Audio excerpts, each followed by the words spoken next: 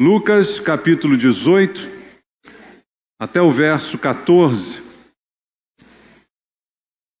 Você encontrou aí na palavra de Deus, Evangelho segundo Lucas, capítulo 18, do verso 1 ao verso 14, a palavra de Deus diz assim: Disse-lhe Jesus uma parábola sobre o dever de orar sempre e nunca esmorecer. Havia em certa cidade um juiz que não temia Deus, nem respeitava homem algum. Havia também naquela mesma cidade uma viúva que vinha ter com ele, dizendo: julga a minha causa contra o meu adversário. Ele, por algum tempo, não a quis atender, mas depois disse consigo: bem que eu não temo a Deus, nem respeito a homem algum, todavia, como esta viúva me importuna, julgarei a sua causa, para não suceder que por fim venha a molestar-me. Então disse o Senhor: considerai no que diz este juiz iníquo. Não fará Deus justiça aos seus escolhidos, que a ele clamam dia e noite, embora pareça demorado em defendê-los? Digo-vos que depressa lhes fará justiça. Contudo, quando vier o Filho do Homem, achará porventura fé na terra? Propôs também esta parábola a alguns que confiavam em si mesmos, por se considerarem justos, e desprezavam os outros. 2 homens subiram ao templo com o propósito de orar, um fariseu e o outro publicano. O fariseu, posto em pé, orava de si para si mesmo desta forma: ó Deus, graças te dou porque não sou como os demais homens, roubadores, injustos e adúlteros, nem ainda como este publicano. Jejuo 2 vezes por semana e dou o dízimo de tudo quanto ganho. O publicano, estando em pé, longe, não ousava nem ainda levantar os olhos ao céu, mas batia no peito, dizendo: ó Deus, sê propício a mim, pecador. Digo-vos que este desceu justificado para sua casa, e não aquele, porque todo o que se exalta será humilhado, mas o que se humilha será exaltado. Amém. Obrigado, Pai, pelas palavras que o Senhor proferiu, pelos ensinamentos que recebemos do Senhor. E essa manhã, mais uma vez, estamos aqui na Tua casa, querendo ouvir a Tua voz, querendo aprender do Senhor, Pai, querendo receber palavra, ensinamento que venha do Senhor. Por isso, Deus, te pedimos, fala ao nosso coração aquilo que precisamos ouvir esta manhã, palavra que nos ensine, que transforme a nossa vida, Pai. Não estamos aqui para ouvir a opinião dos homens, as histórias desse mundo, muito menos as filosofias, mas a palavra que sai da tua boca, aquela que é o verdadeiro alimento e que certamente nos sustentará. Fala conosco, eu te peço, entregando minha vida em tuas mãos, pedindo a unção do Espírito Santo para que eu possa ministrar a tua palavra debaixo da tua graça e da tua misericórdia sobre mim. Assim oramos em nome de Jesus. Amém. Graças a Deus. Podem sentar, irmãos. Queridos, nós estamos aqui num texto no Evangelho segundo Lucas, em que o Senhor Jesus, Ele próprio, está ensinando aos seus discípulos através de 2 parábolas. E praticamente o que é ensinado aqui é a respeito do mesmo assunto. Jesus está falando sobre oração. Ele está ensinando através de parábolas oração, como devemos orar, quanto devemos orar. Tudo isso Jesus está ensinando nessas 2 parábolas que nós lemos aqui. E aí, olhando para o texto, nada melhor do que aprender do próprio Senhor, não é? Semana passada nós vimos aqui também Jesus orando pelos seus discípulos, e eu naquela mensagem lembrei também da importância de nós aprendermos a orar do jeito que Jesus orava. E agora estamos aqui recebendo a instrução de Jesus sobre como devemos orar. Primeira coisa a observar: se temos alguma dúvida de que é importante orar, isso cai por terra. Porque Jesus mesmo está nos falando sobre esse dever. Assim a Bíblia expressa aqui no primeiro versículo que nós lemos. Oração é um dever, ela é um privilégio também, mas ela também é um dever. Então não preciso gastar tempo aqui dizendo que é importante que nós cristãos tenhamos o hábito, o costume de orar. Será que tem cristão que não ora, irmãos? Infelizmente é possível que tenhamos, não é? Mas o que a Bíblia fala da importância da oração nesta passagem e tantas outras é suficiente para nós entendermos este princípio. Então, tendo isso em mente, sabemos que precisamos orar. E agora vamos aprender com Jesus como orar, quantas vezes orar, de que forma orar. E aqui ele vai nos ensinar. Então, olhando aqui detalhadamente para o texto, no primeiro versículo, como eu disse, está escrito assim: disse-lhe Jesus uma parábola. Sobre o que, irmãos? Sobre o dever. Lembra o que eu te disse ainda há pouco? Oração é um dever. Sobre o dever de orar, quanto tempo? Sempre. E nunca desanimar, nunca esmorecer, nunca se entregar, ou seja, orar até o fim, orar enquanto der, orar sempre, como ele diz aqui. Então, oração é um dever. Eu preciso entender isso, não é algo apenas que eu faço para me beneficiar de alguma forma, não é algo apenas como um recurso espiritual para me produzir algumas conquistas, mas é um dever, é algo que me aproxima de Deus, é algo que me leva à comunhão com o Senhor. É importante, então, nós estarmos em oração. E segundo ensina o texto sagrado que a gente leu, esse dever é para ser exercido sempre. Quando é que eu devo orar? Eu devo orar sempre. Claro, a gente tem alguns momentos, né, específicos de orações. Nós abrimos o culto com uma oração, nós oramos no momento das ofertas, nós fazemos uma série de orações meio que cerimoniais. Isso também é normal, não há nada contra isso, mas oração não se resume a isto. Muitos de nós temos o hábito de orar quando vamos nos alimentar. Maravilha, nada contra, mas oração não se resume a isto. O Senhor está falando do dever de orar sempre. Estar sempre em oração. E o que significa isso? Dizer algumas palavras bonitas para Deus, falar alguns discursos programados.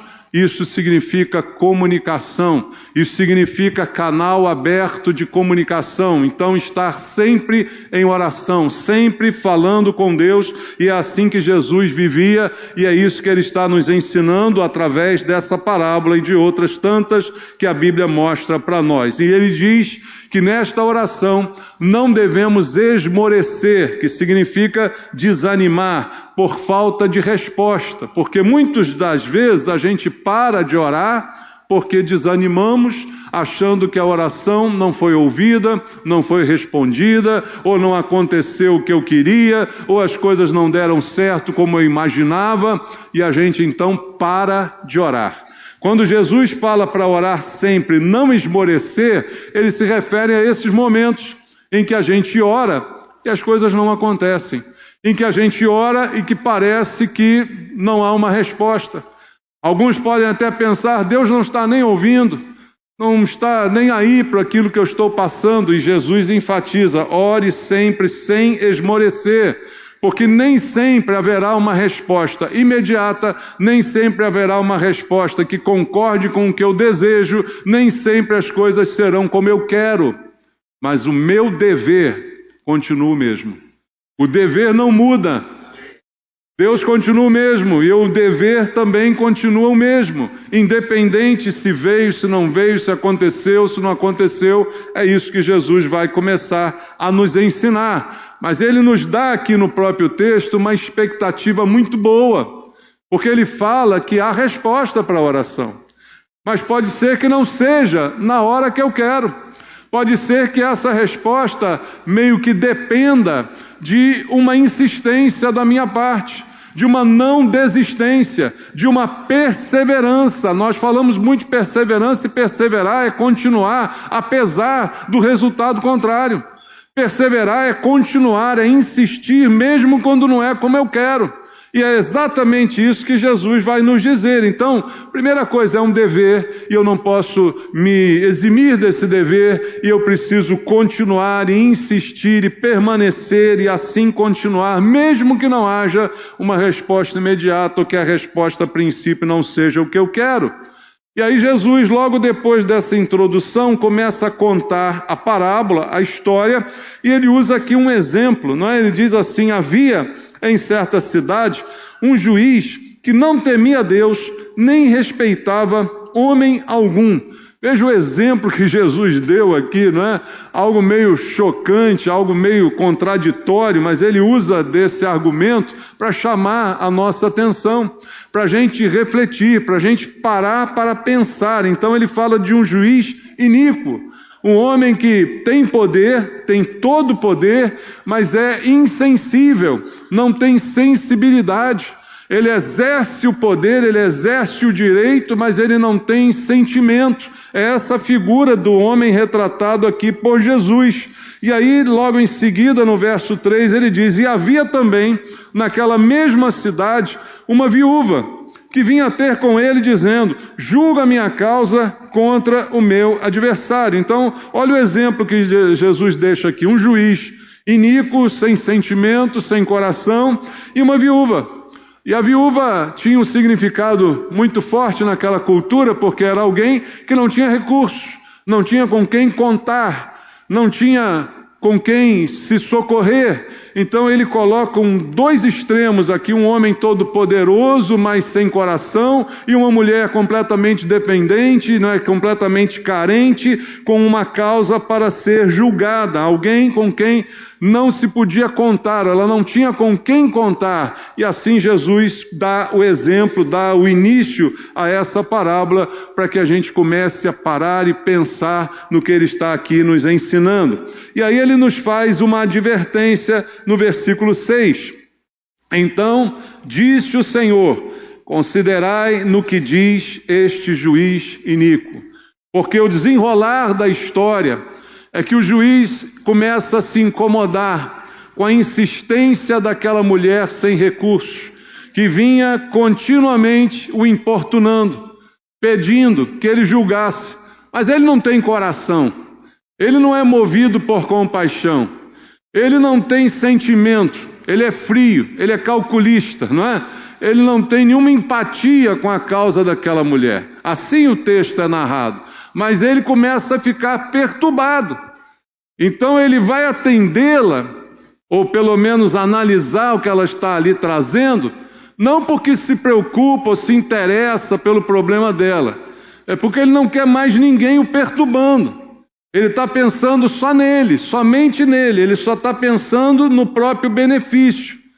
E aí Jesus diz assim para quem está ouvindo: considere o que diz este juiz.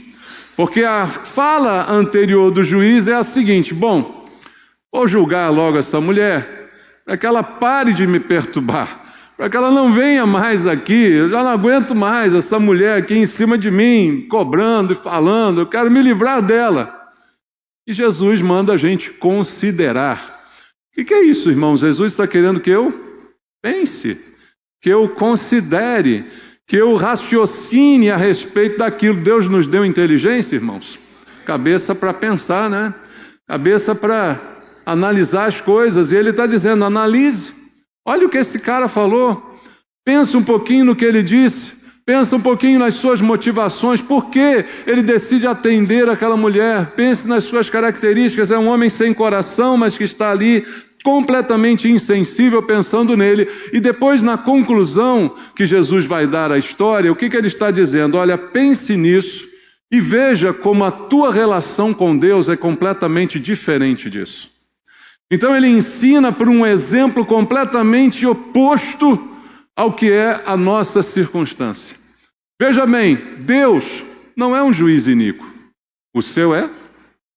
Seu Deus é assim? Seu Deus não tem coração? Seu Deus não tem sentimento? Seu Deus não ama ninguém? Seu Deus não tem empatia? Seu Deus não se coloca no lugar de você? É assim o seu Deus? Não, é um exemplo completamente oposto. E segundo, você é uma viúva nesse sentido aqui, de não ter a quem recorrer, de não ter socorro, de não ter arrimo, de não ter nada? Não. Então, as duas coisas vêm para a gente pensar que conosco a situação é completamente diferente. Ele então coloca isso para que eu entenda: olha, meu Deus não é um juiz sem coração. Meu Deus não é alguém que não está nem aí para nada. Meu Deus não é alguém que não se preocupa, que não tem sentimento. E eu também não sou uma viúva carente que não tem a quem recorrer. Não é essa a minha relação com Deus. Então, quando ele diz pense nisso, é para que eu raciocine e para que eu acorde para essa realidade, que a minha e a sua circunstâncias são totalmente diferentes disso.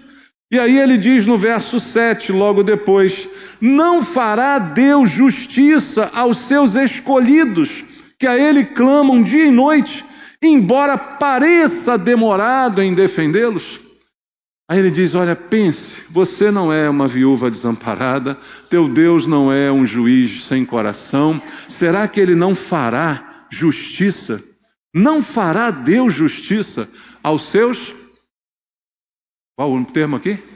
Aos seus... De que Deus está te chamando? Escolhido. Você não é uma viúva abandonada. Você é um escolhido por Deus.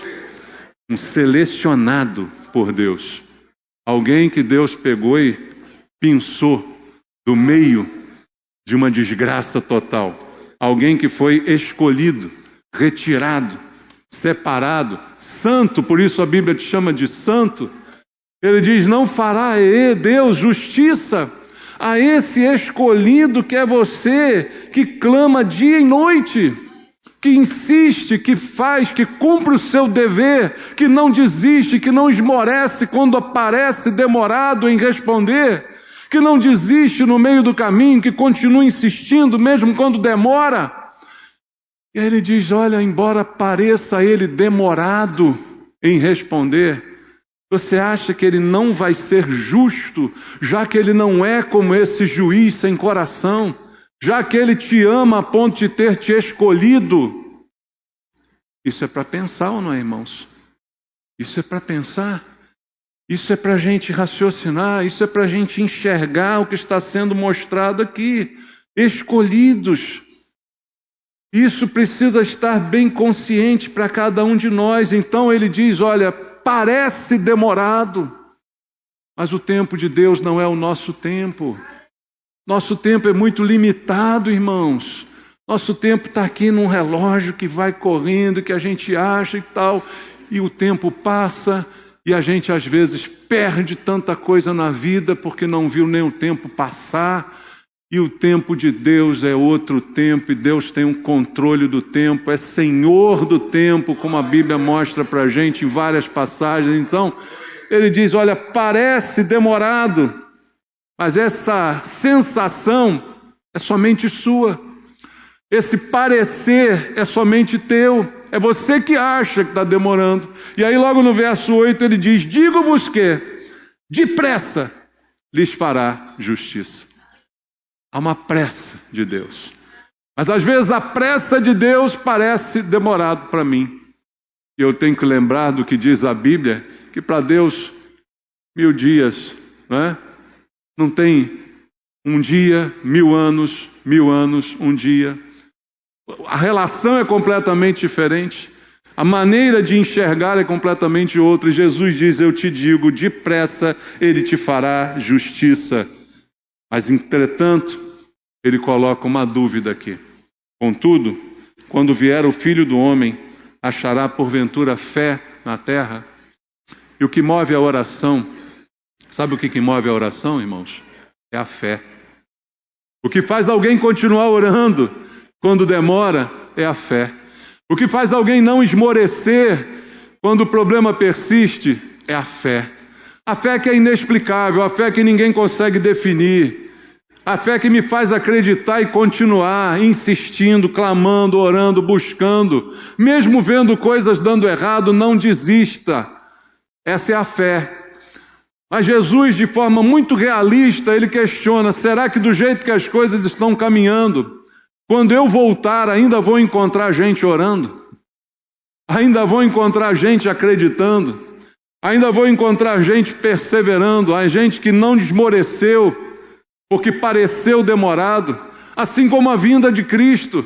Parece demorada, não parece, irmãos? Por 2000 anos a igreja está na espera disso. E alguns talvez até hoje digam, eu acho que não vem não. Tantas promessas, tantas palavras, tantas gerações já passaram. Parece demorado, mas a Bíblia diz: a nossa oração é Maranata, vem Senhor Jesus. A expectativa da igreja é a vinda do Senhor Jesus. Então é dessa maneira que nós temos que estar quando Ele vier. Mas será que porventura ainda encontrará alguém crente de verdade? Irmão, gente na igreja não quer dizer crente na igreja. É completamente diferente. Pessoas buscam a Deus por N razões, mas nem todas que buscam creem nele. Nem todas que buscam creem, porque quem crê espera. Quem crê persevera. Quem crê persevera até o fim e será salvo. É o que diz a Bíblia. Aquele que perseverar até o fim será salvo. Quem crê continua. Quem crê não esmorece. Quem crê não se entrega. Quem crê morre pela fé. No passado, os que morreram pela fé, morreram porque creram. Quem não crê, não morre pela fé. Você vai morrer por algo que você não crê? Por algo que você não tem convicção, certeza? Se tiver um pingo de dúvida, você já não morre. Mas no passado, pessoas morreram para não negar a Cristo. Mas a pergunta do Senhor precisa ainda perturbar a gente. Quando vier o Filho do Homem, ainda achará fé na terra? Que Ele encontre em mim, que Ele encontre em você, meu irmão. Pelo menos a gente, que a gente continue orando, que a gente continue cumprindo o dever de orar sempre e não esmorecer, embora pareça demorado. Mas Ele não é um juiz sem coração, e eu não sou uma viúva abandonada. Eu tenho um Deus de amor, e eu sou um escolhido dEle. Então, se eu sou o que Ele diz que eu sou, eu tenho que viver da forma que Ele diz que eu devo viver. E é essa a expectativa do Senhor em relação também às nossas orações. Pode até achar demorado a justiça, mas a justiça é rápida, é depressa na sua eficácia. Deus é justo, e o que Ele tem que fazer, fará. E o que é necessário ser feito, vai ser feito. Deus não falha, Deus não age errado, Deus não comete enganos nem erros. Então vai ser da hora que Deus quer e do jeito que Deus quer. Mas todo esse processo, como é dito nesse versículo, está relacionado à minha fé. Achará, porventura, fé aqui na terra quando o Senhor voltar. E isso precisa ser muito bem refletido por cada um de nós. E que fé o Senhor deseja encontrar? A fé que espera, a fé que confia, a fé que acredita, a fé que não desanima, a fé que não abandona, a fé que permanece para sempre. É essa fé que o Senhor espera encontrar, porque ela é uma fé em Deus, não é uma fé na gente, não é uma fé no ser humano, é a fé em Deus. Existem pessoas que têm fé em si mesmos. E olha, no nosso tempo existem pessoas na igreja que têm fé na fé. Você já viu pessoa que tem fé na fé? Você entende o que eu estou dizendo? Eu acho que a fé é uma varinha mágica. E algumas igrejas até ensinam isso. A tal da teologia da prosperidade está aí. Ensinando que se você exercer a fé, usar a fé, o abracadabra acontece. E o que você deseja aparece. E você cria como Deus que trouxe à existência o que não existia pela sua palavra. É a palavra da fé, é a confissão positiva, a palhaçada toda. Essa não fica, essa não permanece, essa não estará quando Jesus voltar, porque ela é sempre condicionada a resultado. O dia que o abracadabra não dá certo, eu abandono completamente essa fé. Então não é fé na fé, nem é fé no homem, muito menos em mim mesmo, mas é fé em Deus, é essa que Ele quer encontrar.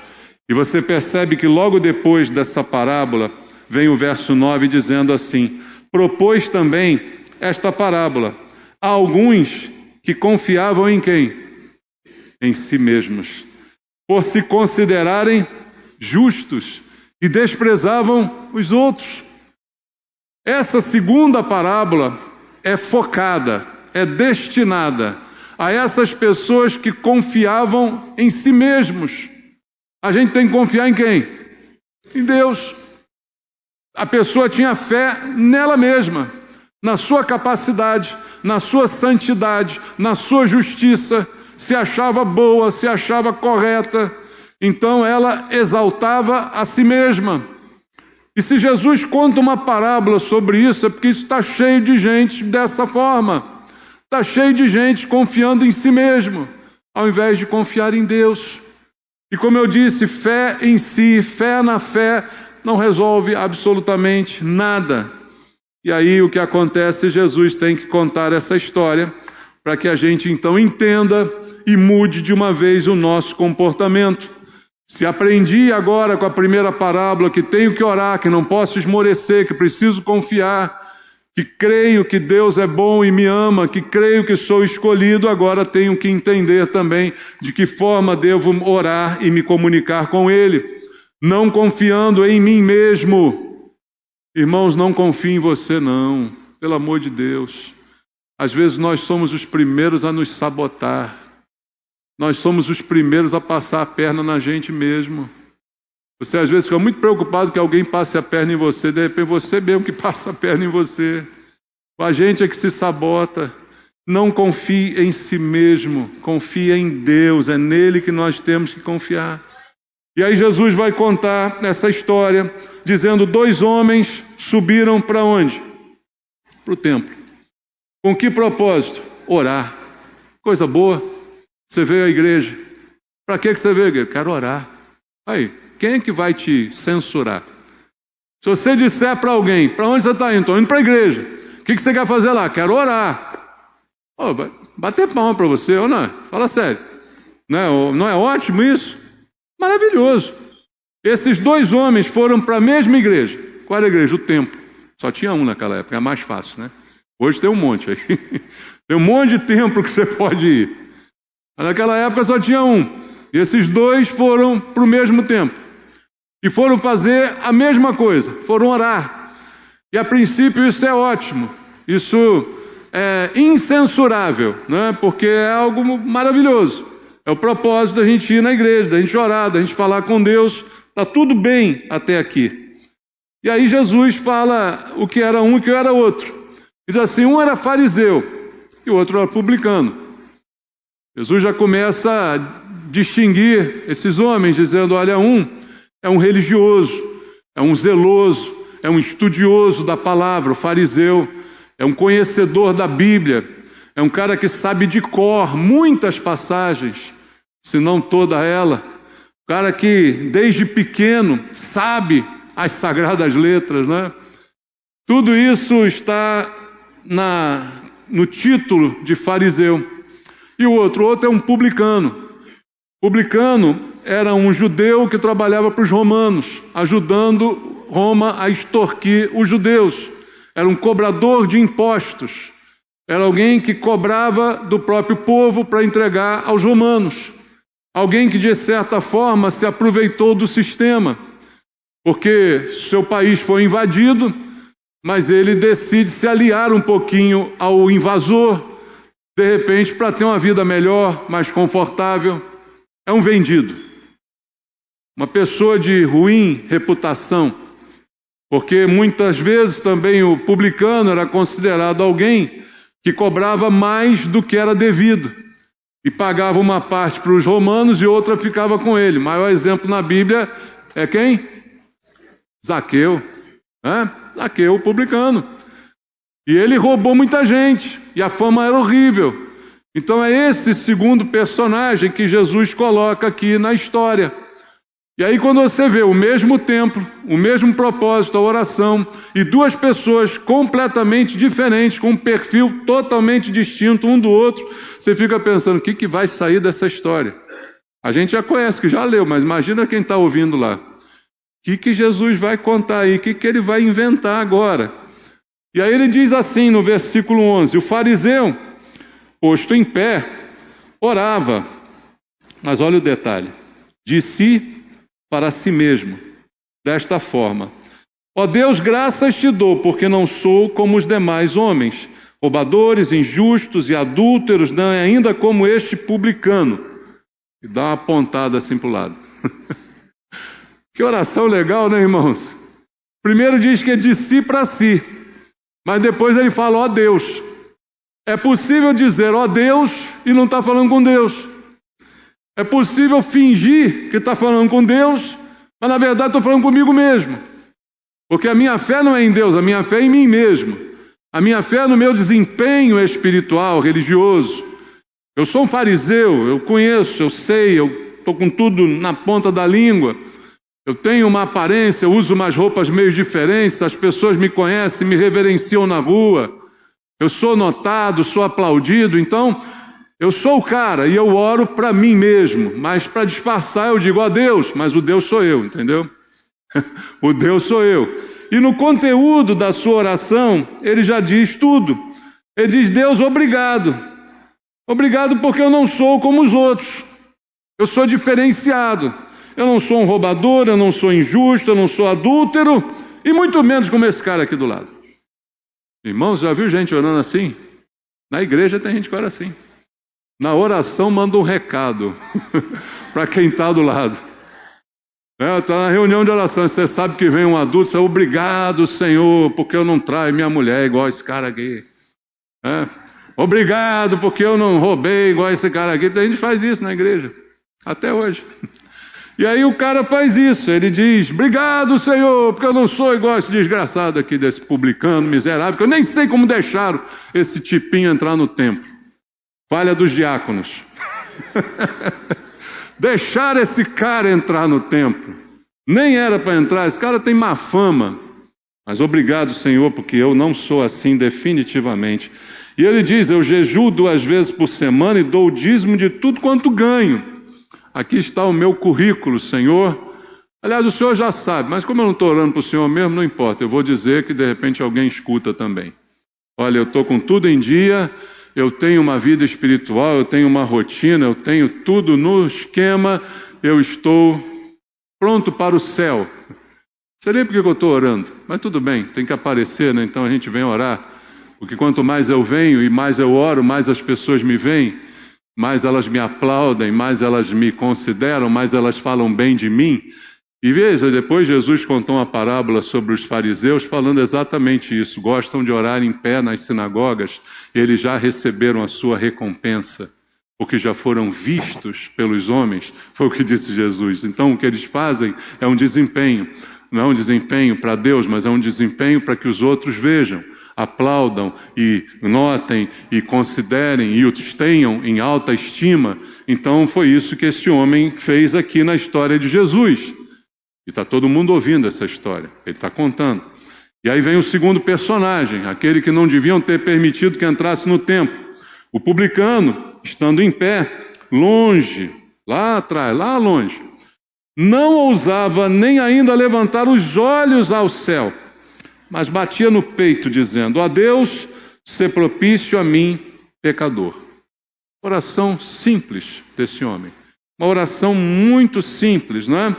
Uma oração completamente desprovida de palavras bonitas, de discurso. Ele simplesmente, lá atrás, sem que ninguém pudesse vê-lo ou notá-lo, sem querer chamar a atenção, não tinha coragem, não tinha altivez, não tinha pensamentos bons sobre si mesmo, a ponto de achar que ele merecia olhar para o alto. Então ele está cabisbaixo, olhando para baixo, mas ele está pedindo a Deus a misericórdia. Ele está reconhecendo diante de Deus a sua posição inferior. E ele diz claramente, eu sou pecador. Ele diz claramente, ó Deus, ser propício a mim, que sou pecador. Mas eu peço o teu favor. Eu peço a tua graça. Porque o que ele está pedindo aqui é graça. Porque quando a gente pede graça, a gente diz, olha, eu não tenho como pagar isso aí. Eu sou assim, Senhor. Eu sou esse pecador miserável que o Senhor conhece. E eu peço apenas que o Senhor seja propício a mim. Que o Senhor estenda a mim a sua graça. Se fosse o fariseu, quando pecasse, quase impossível, né? Que um fariseu peque, o cara é um santo. Mas ele diria, Senhor, eu pequei, mas lembra que eu jejuo 2 vezes por dia. Então, Senhor, eu pequei, mas lembra que o dízimo está em dia. Ele não diria isso? Então ele não pede graça nem misericórdia, ele considera que a sua relação é um pagamento. Eu não estou em dívida com o Senhor, eu estou em crédito. Eu não sou devedor, eu sou credor de Deus. Tem muita gente que se considera assim e usa a oração para de repente até cobrar os seus créditos. O senhor lembra que o senhor está me devendo, ó, eu estou tudo em dia aqui, eu estou jejuando, estou fazendo, estou indo, vou ao culto, e cadê que o senhor não vem e não me abençoa? Vê a diferença nessa história? E aquele homem simplesmente não tem nada para oferecer, não tem nada para dar, não tem nada para se justificar, não tem nada para dizer para Deus: olha, Senhor, eu sou pecador, eu roubo mesmo, eu atrapalho tudo e tal, mas eu faço caridade. Não, ele não tem nada disso. Ele não tem nenhum argumento a seu próprio favor e ele só pede a Deus propiciação. Ser propício a mim. E é nesse momento que ele se encaixa naquilo que Deus faz com o pecador. Quando vamos lá na primeira epístola de João, no capítulo 2, a palavra de Deus diz assim: ele é a propiciação pelos nossos pecados. E não somente pelos nossos próprios, mas pelos do mundo inteiro. Ele é a propiciação. Ele é aquele que me torna propício a Ele, porque estende a mim o seu perdão, sem requerer de mim nenhum tipo de pagamento ou justificação. Simplesmente é propício. E o que o cara pediu, ser propício a mim. Faço uma borracha nisso que eu sou, porque eu reconheço aquilo que eu sou e a minha dívida diante do Senhor. Então, eu preciso disso. E a Bíblia diz na parábola do Senhor qual foi o resultado dessas duas orações, qual foi o resultado dessas duas pessoas que visitaram o templo naquele dia. A Bíblia vai dizer, no final dessa história, no verso 14, digo-vos que este desceu, como é que ele desceu? Justificado para a sua casa, e não aquele. Porque todo o que se exalta será humilhado, mas o que se humilha será exaltado. Então Jesus disse: olha, para esse valeu a pena ter vindo ao templo. Para esse valeu a pena ter orado, porque ele foi justificado. Ele não veio apresentar seu currículo e a sua justiça própria, mas ele veio confessar que nele não há justiça nenhuma. Ele veio confessar que nele não há mérito algum. Ele veio confessar que se não for a minha misericórdia, a minha graça, ele não é ninguém. Então é por isso que ele hoje vai para casa justificado. A minha justiça é atribuída a ele e ele vai para casa diferente nesse dia. Então a sua oração teve valor, porque ele não se considerava alguém justo. E aí Jesus diz a famosa frase que todos conhecemos: o que se exalta será humilhado, e o que se humilha será exaltado. E é ali que o Senhor entrega essas duas passagens para a gente entender o que é oração, como orar, quanto tempo orar, de que maneira orar e que tipo de relacionamento nós temos que ter com Deus. Porque nada adianta a oração se não há relacionamento. Por isso as nossas orações não estão escritas num livro. Nós não repetimos palavras escritas, nós falamos com Deus. Porque é assim que Ele está nos ensinando. E quando nós falamos com Deus, Ele não olha para o nosso currículo, Ele olha para aquilo que nós somos. E se antes de qualquer coisa a gente não confessar o que a gente é, e a gente começar a cobrar o que a gente não merece, nós seremos humilhados. Mas se nós nos humilharmos, nós seremos exaltados. Então, que a nossa oração exalte a Deus, porque a única coisa que Ele quer, e eu termino lendo contigo Hebreus, capítulo 11, no versículo 6. Todos nós conhecemos esse texto. Hebreus 11, 6 diz: de fato, sem fé é impossível agradar a Deus, porquanto é necessário que aquele que se aproxima de Deus, uma coisa só, faça o quê, irmão? Creia que Ele existe e que Ele é abençoador, que Ele se torna galardoador daqueles que o buscam. Como Jesus disse naquela primeira parábola: depressa fará justiça. Ele abençoa, Ele tem a hora certa e o momento certo. Deus precisa apenas que você creia. É a única coisa necessária. Então, não se exalte. Ore, cumpra o dever e espere que Ele encontre a gente com fé, porque é a única coisa que agrada a Deus. Amém? Vamos orar. Fala com Deus agora. Faz aquilo que você aprendeu. Fala com o Senhor. Confessa teu pecado. Confessa a tua incapacidade.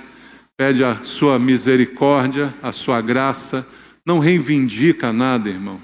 O que a gente tem para reivindicar? O que a gente tem para cobrar de Deus? Apenas faça como fez aquele publicano. Pai, sê propício a mim. Preciso da tua justiça, porque em mim não há justiça própria. Preciso da tua misericórdia, preciso da tua graça sobre a minha vida. Mas eu não quero deixar de orar. Eu não quero deixar de acreditar, eu não quero deixar de perseverar, eu não quero deixar de continuar crendo. Fale com Deus, meu irmão. Pai, ouve a nossa oração essa manhã. Ouve, Pai, aqueles que chegam diante do Senhor como aquele publicano, não para apresentar currículos, para apresentar espiritualidade, mas para confessar incapacidades, para confessar dependência, para confessar que precisam da justiça que vem de Deus, porque não temos justiça própria. Tem misericórdia de nós. E como o Senhor proferiu essas palavras para nos ensinar, que essa manhã tenhamos aprendido a lição, Pai. Tenhamos aprendido como é o relacionamento com Deus. Tenhamos aprendido como devemos orar, quando, por quanto tempo, de que forma, de que maneira. Nos ensina a cada dia, Pai. Eu te peço isso por mim e por cada um dos meus irmãos. Ser propício a nós, Pai, em nome de Jesus. Amém.